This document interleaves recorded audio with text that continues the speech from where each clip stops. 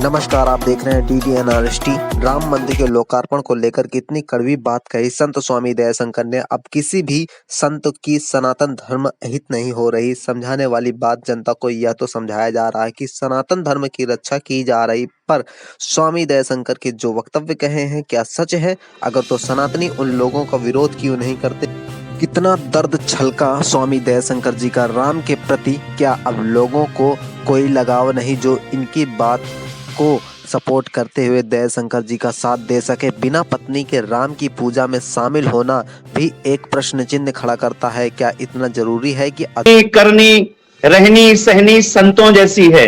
मैं उन समस्त पूज्य संतों को प्रणाम करते हुए, गौ माता को, गंगा माता को, इस भारत माता को प्रणाम करते हुए यही बताना चाहते हैं कि ये जो आपका प्रश्न है, हमारे जो वर्तमान में राम मंदिर का जो लोकार्पण होने जा रहा है, सबसे पहले तो वो अभी पूरा शिखर तक निर्मित नहीं हुआ, अभी वो अधूरा है।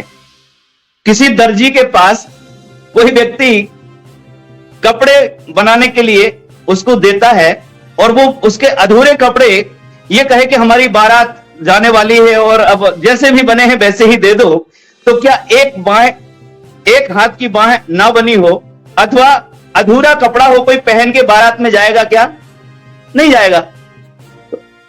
जिस प्रकार से ये इनकी बुद्धि हो गई है भ्रष्ट मोदी जी की, क्योंकि इसके पीछे जो देश का अभिशाप है ना, इनकी जो पत्नी है ना, वो भले ही पैसर में कहती हो कि नहीं हम जैसे भी हैं ठीक हैं, लेकिन आप अच्छी तरह से समझ सकते हो कि यदि मोदी जी ने एक पत्नी व्रत और संयम का परिचय दिया होता अपने जीवन में, यदि मोदी जी ने अपने जीवन में ब्रह्मचर्य का पालन किया होता, मोदी जी झांक के देख लें, ये ड्रामा चल रहा है ना कि रामलला को मोदी जी मंदिर में स्थापित करने जा रहे हैं, वो पत्नी पूरी एक भारतीय हम उस माता को प्रणाम करते हैं जो मोदी के नाम पर जिसने 7 फेरे लिए।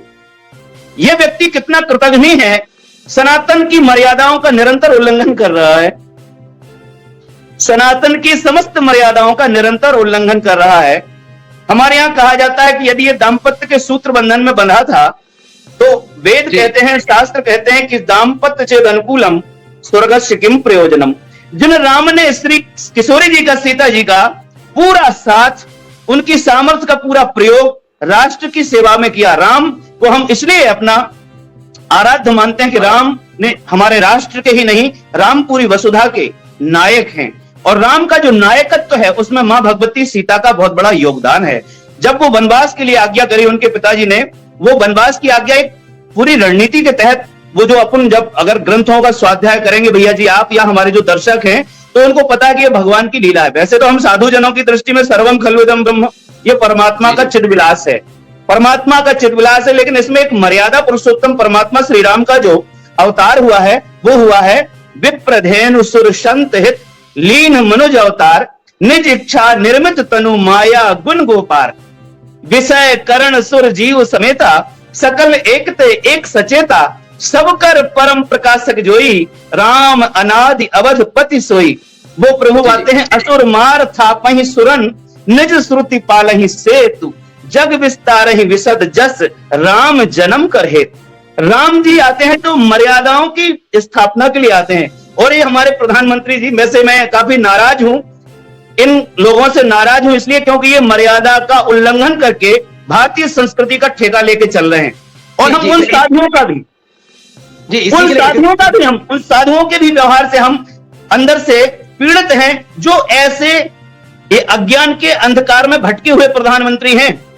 ये प्रधानमंत्री संपूर्ण मर्यादाओं का उल्लंघन कर रहे हैं, फिर भी हमारे देश के तमाम धर्म सत्ता के लोग उनके प्रति बहुत पॉलिश्ड भाषा बोल रहे हैं, बहुत चापलूसी कर रहे हैं। मैं उनके ऊपर भी बिल्कुल मैं स्वयं शर्मिंदा हूं, क्योंकि तमाम तथाकथित साधुओं ने मात्र कपड़े पहन करके अमर्यादित व्यक्ति को भी ये लोग बहुत प्रमोट कर रहे हैं। इसके लिए परमात्मा उनको क्षमा करे, मैं ऐसी प्रार्थना करता हूं प्रभु से। हाँ जी बोलो। क्योंकि स्पष्ट है, इनको इतनी त्वरा है क्योंकि इनमें धैर्य तो है नहीं। जो धर्मात्मा होता है उसमें 10 लक्षण होते हैं धर्म के। ये नहीं कि बाबा हमने ये कपड़े पहन लिए तो हम बड़े महात्मा बन गए, हम बड़े साधु बन गए, या जो लोग इस तरह से बाह्य आडंबर करके कोई संत नहीं बन जाता, कोई साधु या धर्मात्मा नहीं बन जाता उसके।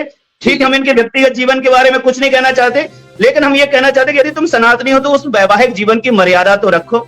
जो पत्नी तुम्हारे पाणी ग्रहण के बल पे विकास कर रहे हैं, जो गुलछर्रे उड़ाए जा रहे हैं, जो ढोचार चरम पे है मोदी तुम्हारी सरकार में। क्या बात करते हो, तुम्हारे शिवराज जी वगैरह ने नर्मदा की पूरी, हे गौ माता, आप तो सर्वसम्मत हो इन पापियों का, आप सब जानती हैं गौ माता करेंगी न्याय, ठीक है। बहुत